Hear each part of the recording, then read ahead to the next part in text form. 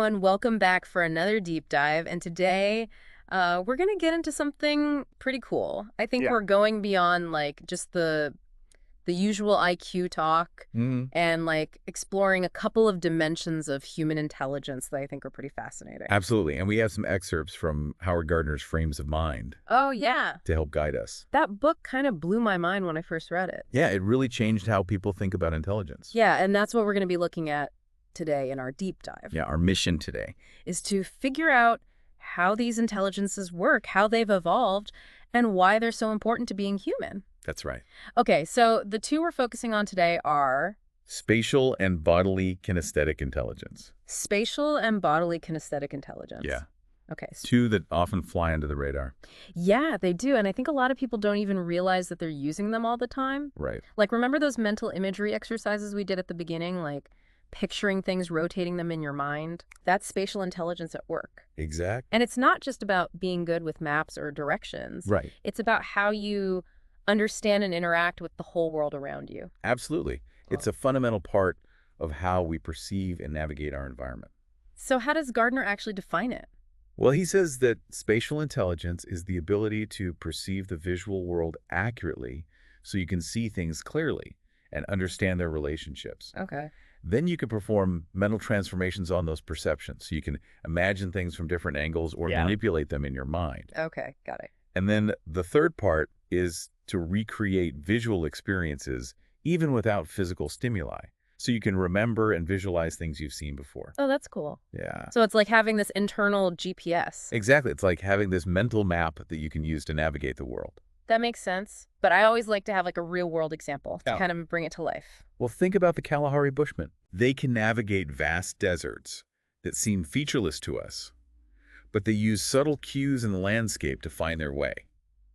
It's incredible. So like they're reading the desert almost. Exactly. They're picking up on tiny details that most of us would miss. Wow, that's amazing. It really is. So it's about more than just seeing, it's about using your spatial skills to understand and make sense of the world. Yeah, that's a great way to put it. But is it always about what you see? That's a great question, and it brings up an interesting point. Like, what about people who are blind? Exactly. They can't rely on sight for spatial information, Right. but they still develop a really rich understanding of space through touch. That's fascinating. Yeah, Gardner talks about how blind individuals can even grasp concepts like maps by building mental models based on tactile information. So even without visual input, the brain can still create these spatial maps and relationships. Exactly. It shows how adaptable the brain is. And that makes me think about the Pulu navigator. Oh, yeah, the ones in the Pacific. They use star patterns and wave movements and wind direction to chart courses between islands. Yeah, they're amazing. It's this incredible integration of multiple senses. Right. They're not just relying on sight. They're pulling in information from all their senses to create a spatial understanding of their environment. So we've got the Bushmen reading the desert-blind individuals, mapping their world through touch, and the Pulu navigators sailing by the stars. It's clear that spatial intelligence is really important for navigating and understanding the physical world. Yeah, it really is. But I'm curious what's actually going on in the brain when we use this intelligence. Well, research shows that the right hemisphere of the brain plays a crucial role, Oh, interesting. particularly areas like the parietal lobe, Okay. which processes sensory information and spatial awareness. So if the left side is often linked to language and logic, the right side's like our internal GPS and visual mapping system. Yeah, that's a good way to think about it. I like that. And the importance of the right hemisphere becomes even clearer when you look at patients with damage to that area. Oh, right. They often struggle with things like drawing, recognizing objects from different angles, or navigating familiar environments.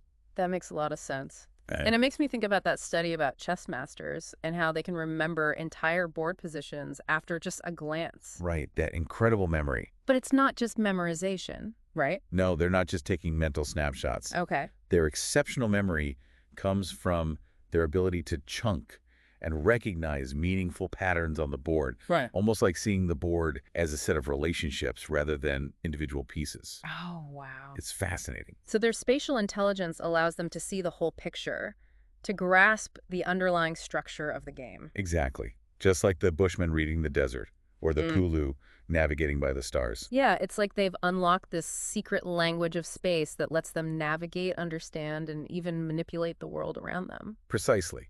It highlights how spatial intelligence is not just about visualizing objects, it's about seeing the relationships, the possibilities, the strategic advantages hidden within the spatial information. That's amazing.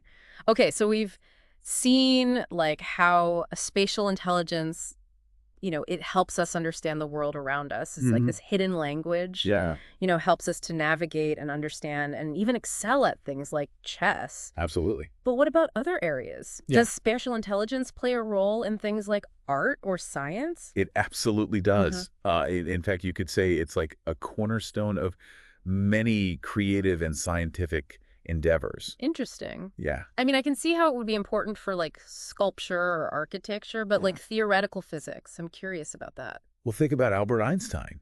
I Oh, mean, his groundbreaking theories of relativity, right. they weren't just the result of like mathematical equations.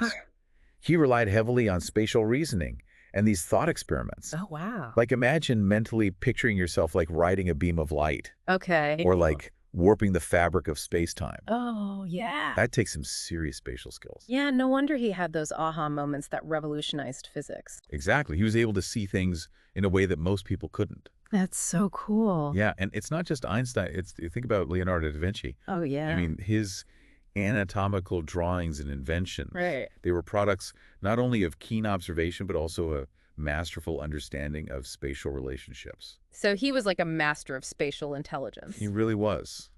I mean, he could visualize and represent the human body with incredible accuracy. Wow. And speaking of incredible visual memory, Mm. Gardner tells this fascinating story about the art critic Kenneth Clark. Oh, yeah. What was that? He was able to recognize a painting that he'd seen 55 years earlier.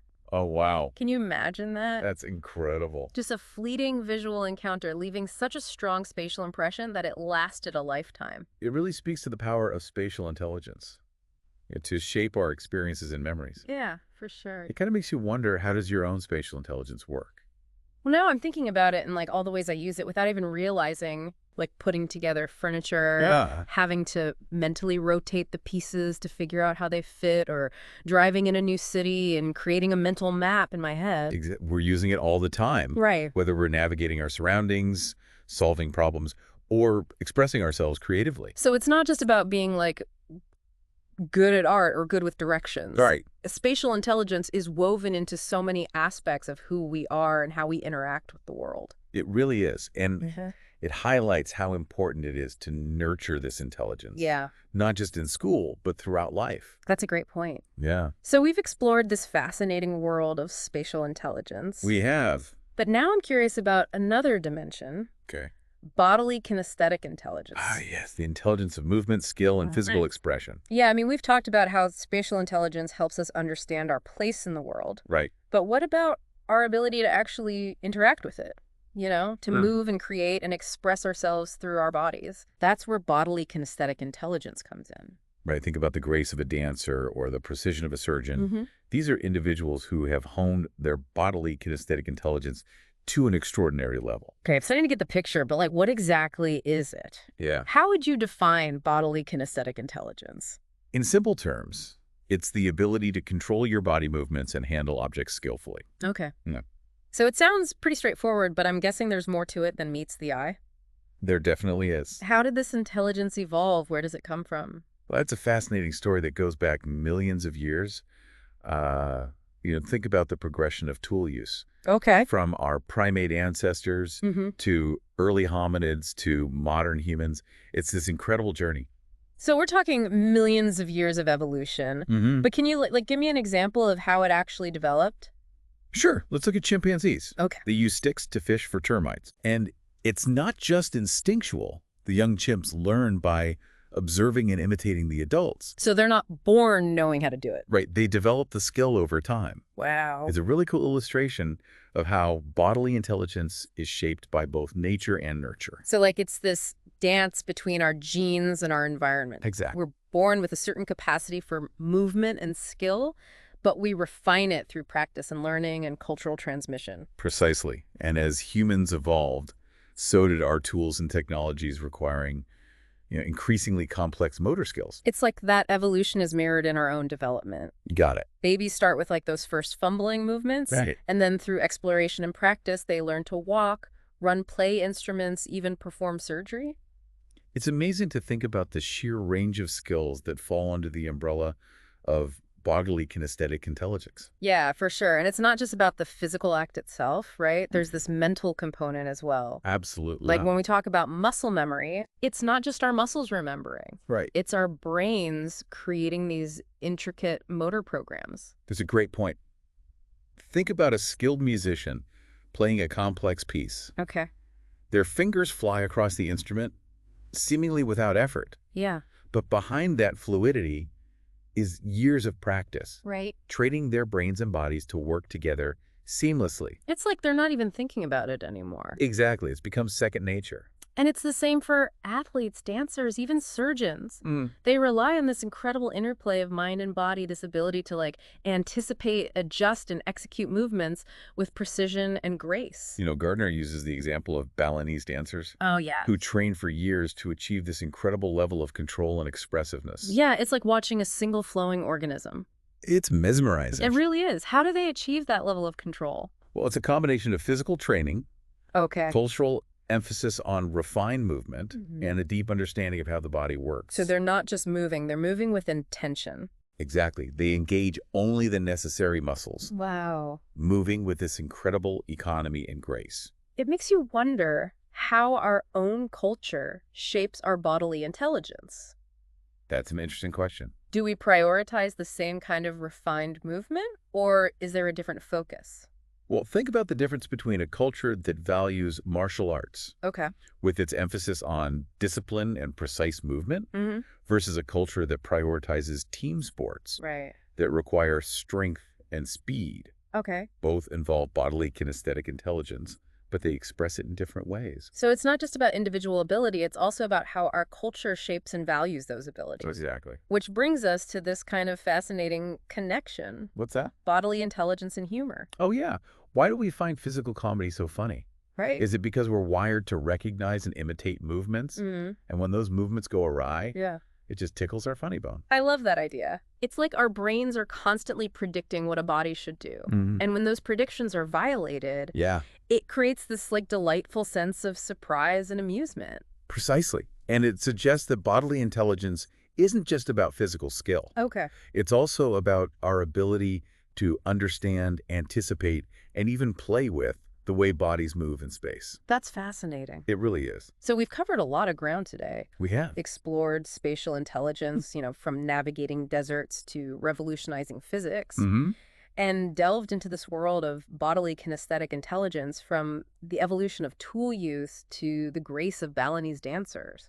It's been quite a journey. And along the way, I think we've highlighted that these intelligences are more than just labels or talents. Right. They're fundamental to what it means to be human. Absolutely. And they often work together in amazing ways. Yeah, like think about a surgeon who needs both spatial precision and incredible dexterity. Exactly. Or an architect who envisions structures in their mind and then brings them to life in the physical world. It's a reminder that our intelligence is multifaceted and interconnected. Couldn't have said it better myself. So as we wrap up this deep dive, Yeah. I want to encourage you to pay attention to those ways that spatial and bodily intelligence show up in your own life. Absolutely. Mm. You might notice it while you're cooking, gardening, playing a sport, or even just walking down the street. It's all around us. It is. So until next time, keep exploring. And keep those minds sharp. Thanks for joining us.